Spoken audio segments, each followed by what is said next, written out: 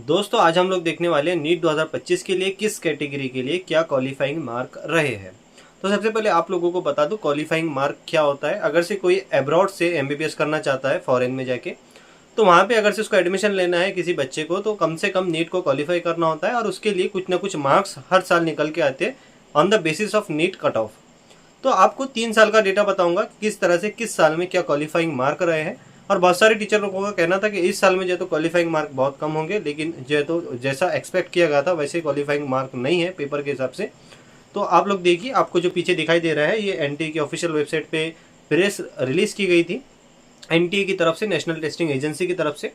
तो वही हम लोग देख रहे हैं।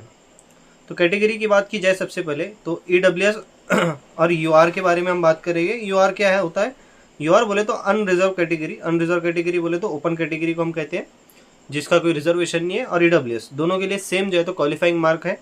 तो ये यहाँ पे आप लोगों को दिखाई दे रहा होगा क्वालिफाइंग परसेंटाइल क्राइटेरिया। तो 50 परसेंटाइल जो तो क्राइटेरिया है क्वालिफाइंग के लिए। तो नीट 2025 का भी जो एग्जाम हुआ है ये कॉलम में पूरा उसका डेटा है।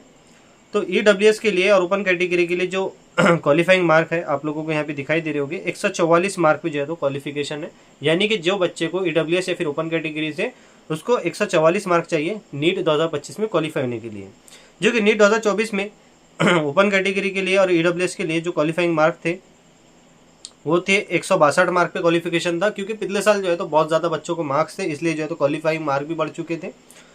उसके बाद में नीट 2023 की अगर से बात की जाए तो सिर्फ और सिर्फ 137 मार्क पे जो है तो क्वालिफाइंग मार्क जो थे 137 मार्क की थी। तो तीनों साल का डेटा है, आप लोगों को दिखाई दे रहा होगा क्या क्या फर्क आया है पिछले 3 सालों में। ओबीसी कैटेगरी की अगर से बात की जाए, ओबीसी की हम लोग बात कर रहे हैं, तो ओबीसी के लिए सबसे पहले हमने देखा ईडब्ल्यूएस के लिए और ओपन के लिए 144 मार्क, ओबीसी के लिए 113 मार्क पे जो है तो क्वालिफिकेशन है। एससी कैटेगरी की अगर से बात की जाए तो सिर्फ और सिर्फ 113 मार्क पे इसका जो है तो क्वालिफिकेशन है।